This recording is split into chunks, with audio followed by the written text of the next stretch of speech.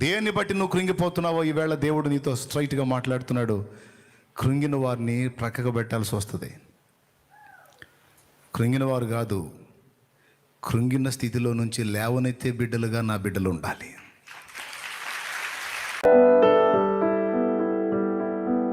నువ్వు సింహం పిల్లవి అంటాడు ఆయన.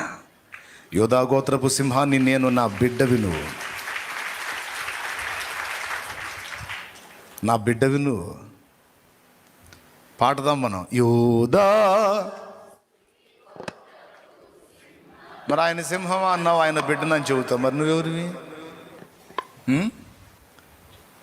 నువ్వు పిల్లివే? పిల్లి సైతం ఒక్కో సందర్భంలో రివర్స్ అయితే మరి ఎవరు నువ్వు? అరే ఊరికనే కృంగిపోయే వాళ్ళకి చెప్తున్నాడు దేవుడు ఈ మాట. ఎన్ని సమస్యలు, ఎన్ని అవమానాలు, ఎన్ని నిందలు, ఎన్ని తిరస్కారాలు యోసేపుకి వచ్చినాయి. ఏం చేశా? యోసేపుకి వచ్చినాయి, అంతే ఉన్నాయా? యోసేపు తల ఎత్తలేదా? నేను యోసేపును గనపరచలేదా? సింహాసనం ఎక్కించలేదా? నేను చేయనా నీకు? అనని మాట్లాంటారు. అరే అనని అను, పడు. విమర్శలు వస్తే పడు, నిందలు వస్తున్నాయి పడు, ఓడిపోయాను పడు. అవును, ఓటమి కూడా సహించు. నీ ఓటమిని గెలుపుగా మార్చమని నేను ఉన్నానుగా. అరే నన్ను నమ్మవేను? ఊరికనే కృంగిపోతావు, కుమిలిపోతావు, ఏడుస్తావు, గందరగోళం అయిపోతావు. ఏం విశ్వాసి నువ్వు అంటున్నాడు ఆయన. నిరాశపడొద్దు, నువ్వు నా బిడ్డవి. ఈ కృంగుబాటు అనే దరిద్రం నీలో వదిలిందాక ఏ రప్పిస్తా. జాగ్రత్త. నువ్వు తెగబడి నిలబడ్డదాకా నీకు రాటు తేలాలి. నువ్వు నున్నగుంటే కాదు, గట్టిపడాలి. నీ గుండె దిట్టవు కావాలి, నీ గుండె గట్టిపడాలి. నువ్వు ఎదుర్కోవాలి, తట్టుకోవాలి, నిలబడాలి. నువ్వు శౌర్యవంతుడవై శౌర్యవంతురాలవై నిలవాలి. నేను వదిలిపెడతాను అనుకున్నది నారదీస్తాను నీ దగ్గర నుంచి అంటాడు దేవుడు. దేవునికి స్తోత్రం, దేవునికి మహిమ. గట్టిగా చెప్పో. అలా రాటు తేలేటట్టు మనల్ని నిలబెట్టుతున్న దేవుని గట్టిగా స్తోత్రాలు చెప్దాం. చప్పట్లు కొట్టి మహిమ పరుద్దాం.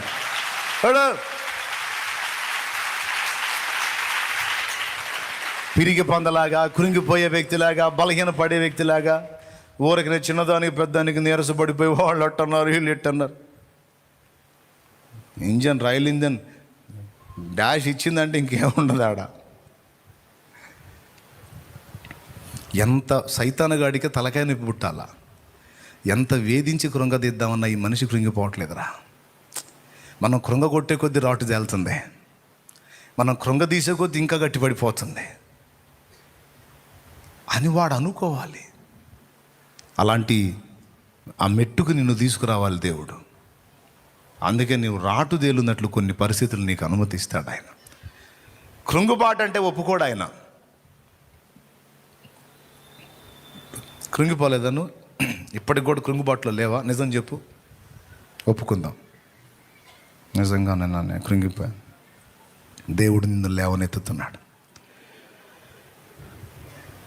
శృతి ఉన్న పాటలకు విలువలు ఉన్నట్లే కృతజ్ఞతనిచ్చావు, కృపలో నిలిపావు. శృతి ఉన్న పాటలకు విలువలు ఉన్నట్లే కృతజ్ఞతనిచ్చావు, కృపలో నిలిపావు.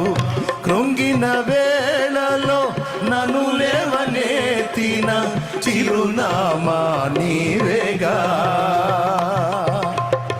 కృంగిన వేళలో నన్ను లేవనెత్తిన చిరునామా నీవేగా. నీ కృప నిత్యముండును, నీ కృప నిత్య జీవము, నీ కృప వివరింప నా తరమా యేసయ్యా. నీ కృప నిత్యముండును, నీ కృప నిత్య జీవము, నీ కృప వివరింప నా తరమా యేసయ్యా. నీతిమంతుల గుడారాలలో వినబడుచున్నది రక్షణ సంగీత సునాదము. నీతిమంతుల గుడారాలలో వినబడుచున్నది రక్షణ సంగీత సునాదము. నీ కృప నిత్యముండును, నీ కృప నిత్య జీవము, నీ కృప వివరింప నా తరమా యేసయ్యా. హల్లెలూయా. తన బిడ్డ కృంగిపోయే స్థితిలో ఉండాలనుకుంటాడా, కృంగిన వారిని లేవనెత్తే వాళ్ళుగా ఉండాలనుకుంటాడా? చెప్పండి. మరి రోగం వస్తే కృంగిపోవటమే, రిపోర్ట్ వచ్చిన దాకా కృంగిపోవటమే, అనుమానంతో కృంగిపోవటమే. నాకు అదంట, నాకు అదంట, నాకు ఇదంట, నాకు ఇదంట. ఎవరికి లేకుండా ఉంది? ఎవరికి ఉండే వాళ్ళకు ఉన్నాయి. ఖాళీగా ఎవరు ఉన్నారు? నాకు అది లేదు, నీకు ఇది లేదు. ఎవడు ఖాళీగా లేడు, ఎడు ఉట్టిగట్టి ఉండేవాడు ఎవడు లేడు. నాకు అదంట, నాకు ఇదంట. ఏదంట? కొద్ది ధైర్యం తెచ్చుకొని విశ్వాసంతో నిలబడితే అది మొత్తం మారిపోయిద్ది.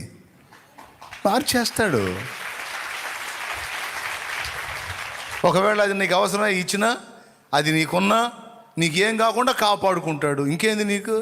అవసరమైతే ఇన్ని బలహీనతలు ఉంచి నిన్ను వాడుకుంటూ మొదలుపెట్టి అనేకులకు సాక్షిగా నిలబెడతాడు. ఆరోగ్యవంతులకు సిగ్గు కలిగించడానికి నిన్ను చూపించి వాడుకొని నిన్ను బట్టి మయం తెచ్చుకుంటాడు. ఆరోగ్యవంతులకు సిగ్గు తెస్తాడు. నా బిడ్డ బలహీనరాలు, దుఃఖలాగున్నావు, చూడు మరి నువ్వెంత చేయాలా? ఒక బలహీనుడు అంత చేస్తే, బలహీనరాలు అంత చేస్తే నువ్వెంత చేయాలా? సిగ్గు తెచ్చుకోమని పాఠం నేర్పడానికి నిన్ను వాడుకుంటాడు. దేన్ని బట్టి నువ్వు కృంగిపోతున్నావో ఈవేళ దేవుడు నీతో స్ట్రైట్గా మాట్లాడుతున్నాడు. కృంగిన వారిని ప్రక్కకు పెట్టాల్సి వస్తుంది. కృంగిన వారు కాదు, కృంగిన స్థితిలో నుంచి లేవనెత్తే బిడ్డలుగా నా బిడ్డలు ఉండాలి. ఈరోజు మారు మనసు పొందుదాం. చిన్నదాని పెద్దానికి కృంగిపోతే సైన్యంలో నుండి తొలగించబడతాం. సైన్యంలో ఉందామా, తొలగించబడదామా? సైన్యంలో ఉందాం. సరే, అయిపోయింది. గిద్యోన్ దగ్గర చివరికి 300 మంది తేలారు. కృంగని వారు, కృంగిన వాళ్ళు 9700 తేలారు. అంటే మెజారిటీ వాళ్ళే ఉన్నారు కృంగినోళ్ళు. ఈ కృంగిన వాళ్ళని పక్కకు పంపించాడు. భయపడ్డ వాళ్ళని పక్కకు పంపించాడు. భయపడ్డోళ్ళు 20,000, 22,000, కృంగినోళ్ళు 9,700, భయపడక కృంగక నిలిచిన వాళ్ళు 300. ఆ 300తోనే మిద్యానీయుల్ని హతం చేసి జయం తీసుకొచ్చాడు. అందుకే మనల్ని రాటుదేలేటట్టు చేస్తాడు. ఇక నువ్వు పరిగెత్తిన దాకా తరం పడతానే ఉంటావు, గుర్తుపెట్టుకో. నువ్వు పరిగెత్తిన దాకా ఇంకా అనేక వెంటబడి తరిమేటట్టు అనుమతిస్తాడు. ఇక పరిగెత్తి ఇక వెళ్ళి నీకే విసుగుపడి అనే దాకా తరుముతానే ఉంటాడు. ఇక నువ్వు రివర్స్ ఎదురు తిరగాల. ఎదురు తిరిగినప్పుడు అద్దిరా, ఇప్పుడు లైన్లోకి వచ్చావు, దేవునికి స్తోత్రం. అది నా నైజం, అది నా తత్వం. నువ్వు పిరిగి పందలాగా పరిగెత్తితే తరిమిస్తా, మర్యాదగా ఎదురు తిరిగితే నిలబెడతా. నిలబడా. దేవునికి మహిమ. ఎవరిని బట్టి ధైర్యం? మరి వాళ్ళు తరిగితే పరిగెత్తుతామైంది. సమస్యలు తరిగితే పరిగెత్తుతామా? ఎదురు తిరిగి నిలబడ. పక్షిరాజు పిల్లలకు వీపు మీద ఎక్కించుకొని తీసుకెళ్ళిద్ది. బాగా గూట్లో పెట్టి ఎక్కడెక్కడ మాంసం అంతా తెచ్చి నోటికి అందిస్తుంటే మా మమ్మీ మంచిది, మా డాడీ మంచోడని తింటుంటాయి. ఈకలు మొత్తం వచ్చి కూడా, రెక్కలు వచ్చి కూడా తింటానే ఉంటాయి కూర్చొని. ఇక మీ జీవితంతో మేము తేవటం మీరు తింటామా? ఇట్లా కాదు, మర్యాదగా మీరు ఎగరాలనుకొని తల్లి ఏం చేస్తుందో తెలుసా? దమ్మదా చిట్టి దారా వీపు మీద ఎక్కువ, నిన్ను సరదాగా టూర్కి తీసుకెళ్తా, దాన్ని ఎక్కించుకుంటుంది. వీపు మీద ఎక్కుద్ది. వీపు మీద ఎక్కి పిల్ల కూర్చున్నాక తల్లి అలాగే వెళ్తుంటుంది, ఇంకా పైకి. పిల్ల మురిసిపోతుంటుంది. మా మమ్మీ రోజు ఆ గూట్లో బోరేస్తుంది, ఈరోజు మమ్మీ బయటికి తెచ్చింది సూపరో అని ఎగురుతా ఆనందంగా ఉంటుంది. తల్లి వీపు మీద పొయ్యి పైకి తీసుకెళ్ళి ఆ రెక్కలు అలా దించేసిద్ది. రెక్కలు దించేస్తే పిల్ల ఏడ ఉంటుంది? ఆ నుంచి కింద పడిద్ది. వామ్మో మా అమ్మ దుర్మార్గురాలు ఏంది నన్ను ఇట్లా చేస్తుంది. నమ్మకంగా టూర్ అని తెచ్చి పైకి తీసుకొచ్చి అమ్మ వదిలిపెట్టి బాబాయ్ చచ్చిపోతున్నా. అది సొంతంగా రెక్కలు ఆడించడం మొదలుపెట్టింది. చురుకైంది, రెక్కలు కదిలించి ఆ పై నుంచి కిందికి వచ్చేసరికే మధ్యలోని రెక్కలు ఉపయోగించడం మొదలుపెట్టి బ్యాలెన్స్గా నిలబడటం సాధన చేసింది.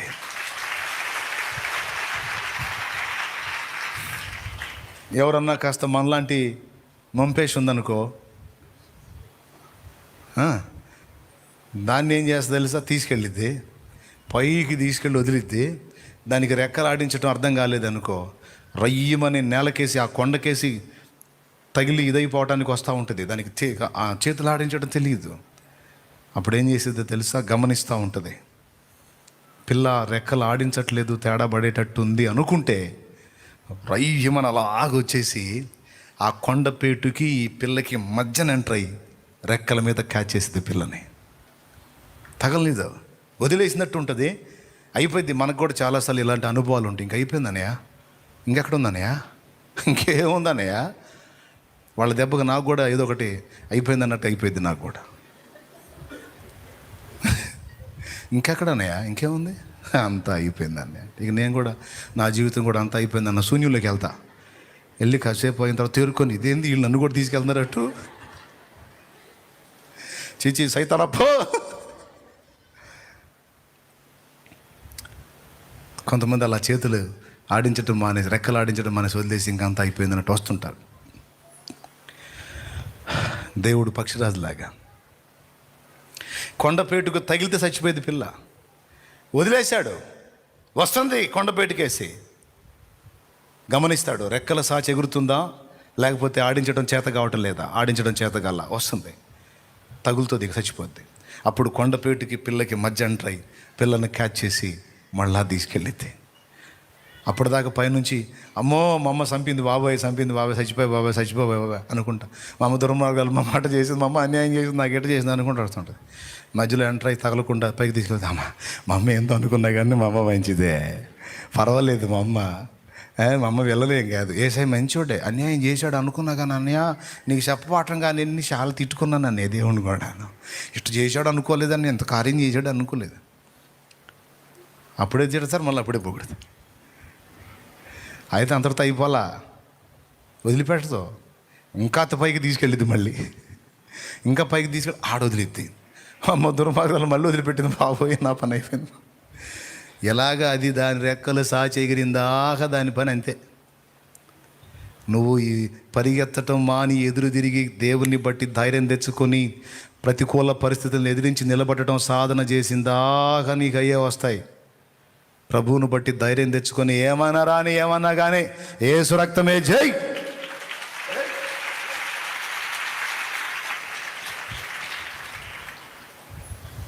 ఏం చేస్తావో జై, అంతే. నిన్ను దేవుడు ఒక బలమైన సాధనంగా చేశాడు, కృంగిన వారిని లేవనెత్తే వ్యక్తిగా చేశాడు, ఒక రైలు ఇంజన్ లాగా నిన్ను చేశాడు. ఏదైనా అడ్డొచ్చిందంటే కొట్టి అవతల పడేయటమే. దానికోసం కృంగిపోయి ఆలోచించి గందరగోళం అయ్యేలే, సాగిపోవాలా.